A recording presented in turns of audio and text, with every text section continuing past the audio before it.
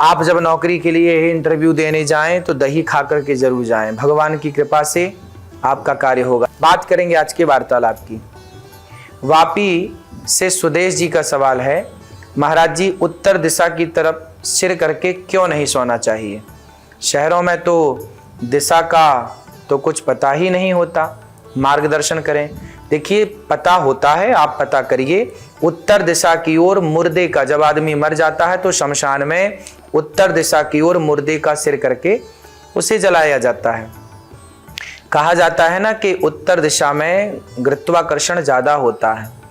तो जब आप सिर उत्तर दिशा की ओर करके सोते हैं तो वैज्ञानिक कारण यह है कि आपका जो मस्तिष्क है, आपकी जो एनर्जी है वो खिंचती है, क्योंकि चुंबकत्व उस दिशा में ज्यादा है तो खिंचता है आपका, तो आपकी एनर्जी खिंचती है उस दिशा में, इसलिए आप पागल होने की ओर जा सकते हैं। आपकी एनर्जी खिंच जाएगी कहीं, जैसे चुंबक लोहे को अपनी ओर खींचती है कि नहीं, ऐसे ही वो दिशा आपके भीतर की जो एनर्जी है उसे खींचती है।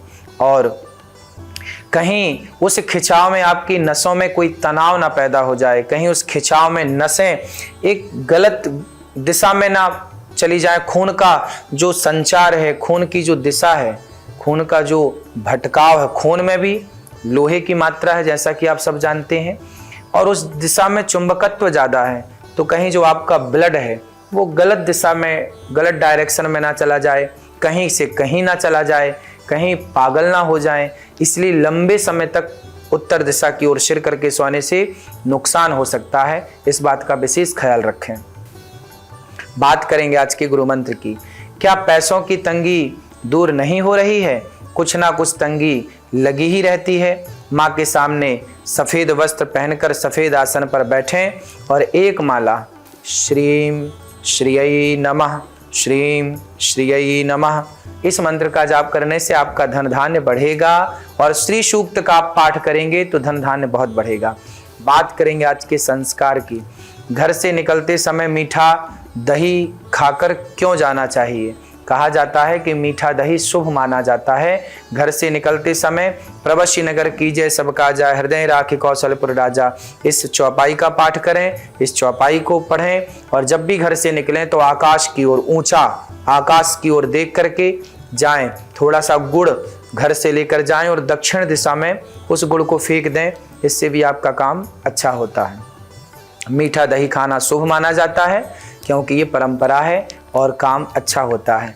आज के लकी कॉलर विदिशा से राजेंद्र सिंह जी का सवाल है, महाराज जी हम पति पत्नी में बहुत चिकचिक होती है, छोटी छोटी बात पर बहस हो जाती है, घर में शांति के लिए कोई उपाय बताएं। आप दोनों कथा सुनिए और कथा सुनने के साथ ही आपका यह चिकचिक दूर होगी। संतों से जुड़िए, आप दोनों आइए वृंदावन गौरी गोपाल आश्रम आके यहाँ की माताओं का दर्शन करिए, यहाँ की सेवाओं का दर्शन करिए और यहाँ बैठ के 2-4 दिन कथा सुनिए।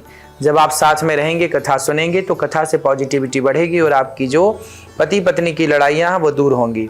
आपको चाहिए कि 1 लोटा में जल भरें और जल में थोड़ा गुड़ मिलाएं और गुड़ मिला करके सूर्य भगवान को चढ़ाएं, तो रिश्तों में मिठास आती है। आप लड्डुओं का भोग हनुमान जी को लगाएं और वो लड्डू आप कुत्ते को दे दें, आप किसी गरीब को दे दें, इससे भी रिश्तों में मधुरता आती है। तो आप कुछ उपाय करें, कथाएं सुने, निश्चित कार्य होगा।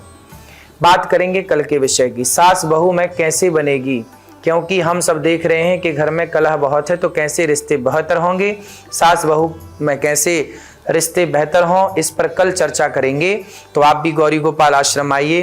कुछ बहुओं ने अपनी सास को घर से निकाल रखा है, कुछ बेटों ने अपनी माँ को घर से निकाल रखा है।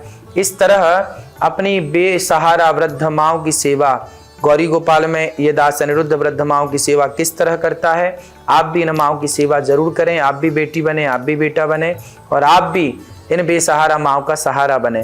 गौरी गोपाल आश्रम में तमाम सेवाएं चलती हैं, वृद्ध माँओं की सेवा से लेकर अन्न क्षेत्र, रसोई, तमाम सेवाएं चलती हैं। आप भी आकर के यहाँ की सेवाओं को अवश्य देखें। राधे राधे।